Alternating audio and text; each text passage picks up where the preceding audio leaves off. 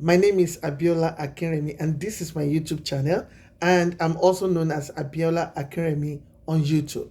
Today I'll be talking about picturing language in my course ETSP 553 Instructional Methods for Students with Disabilities. And the story that I'm going to be illustrating is a short story, and the title is The Warning. I have the illustration on this paper.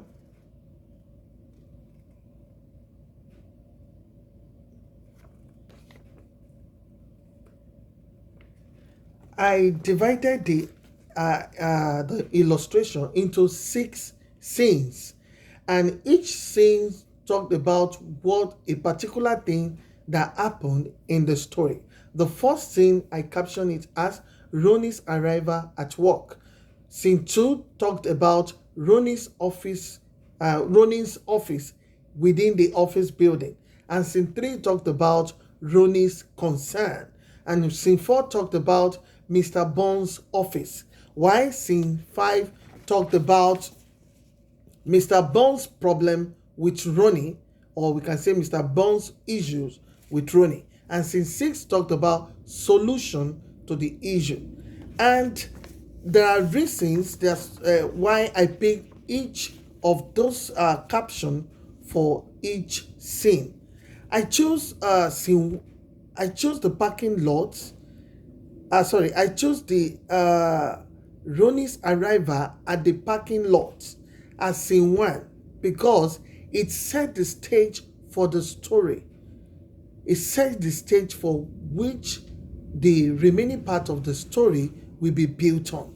It shows Ronnie, the main character in the story, it showed him driving to the parking lot, driving to his working place and parking at the parking lot, and his interaction with the guard.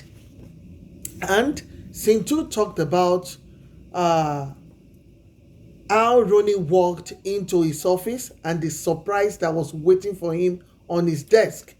He got to his office and he saw a note from his supervisor, Mr. Bonds. So I chose this scene because this scene talked about what happened next in the story. After setting the stage for the story, scene 2 actually talked about what happened next. While scene 3 illustrated a worried Ronnie.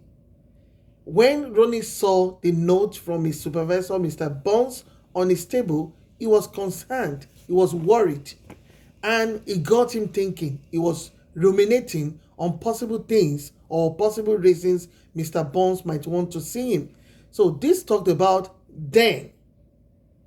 While teaching while teaching students, we talk about the introduction to his story, what happened next, and then. So I chose scene 3 as Ronnie's concern, because it talked about what happened next. It talked about then what happened after he saw the note. So what happened was that Ronnie started thinking of possible reasons why Mr. Bonds might want to see him. Scene 4 showed Mr. Bonds' office and the conversation of Ronnie with Mr. Bonds' secretary. And this, in teaching students, talked about after. We have set the stage for the introduction.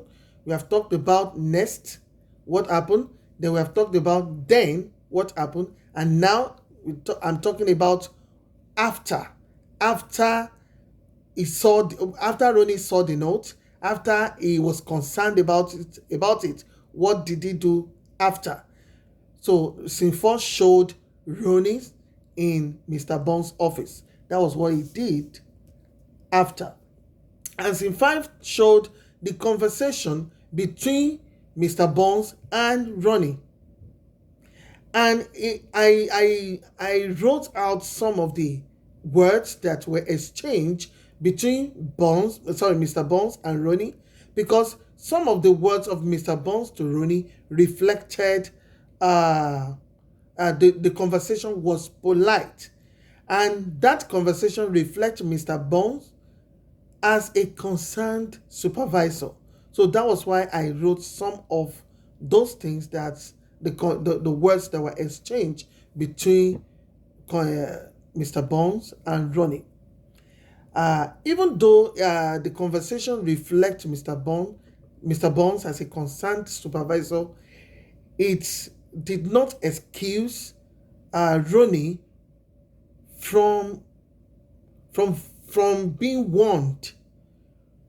I think that's what all scene 5 is all about, because in that scene 5 I was able to identify the problem, the actual problem of the story. And the actual problem of the story was that Ronnie has been coming late to work. He has been taking days off without good reasons. And Mr. Bones, even though he was polite in expressing this concern to him, he went ahead to issue Ronnie a warning, because that is the right thing to do. Mr. Bones is a human resource officer. So that is part of what is expected concerning his job description. And having identified the problem in scene 5, it is important to provide solution. In teaching children, we talked about the introduction, next what happened in the story, then what happened in the story, after what happened in the story, then the problem of the story, then lastly we talk about the solution. So scene 6, I looked at the story and I saw that Mr. Bones, after identifying the problem, was able to provide a form of solution to help Ronnie to be better at work. And scene 6 illustrated the attempt to provide a solution that could help Ronnie become better at work. And that solution is that Mr. Bones told Ronnie of the consequences of missing days without good reasons, which means that Ronnie will be docked. That is, he will not be paid for days that he missed, any day that he missed work without good reasons. And I see this as a good, a form of providing solution, or a form of helping Ronnie so that he can have good work ethics, not missing days, not missing work because part of his concern in scene 2 was that part of his concern in scene 3, when he was thinking about it, at this scene 3, when he was thinking about what Mr. Bones might want to see him for, part of his concern was that could it be that Mr. Bones want to see him for calling out the day before, but that he has been doing it, no one has really seemed to miss him if he's not at work. But providing this solution of letting him know that there will be consequence for his action going forward, I believe that will help Ronnie to know that he can't just call out or miss work as he likes. And I believe that really helped him, because when he heard that he will not be paid for days that he missed, he apologized and he said that he will make sure that such will not happen again.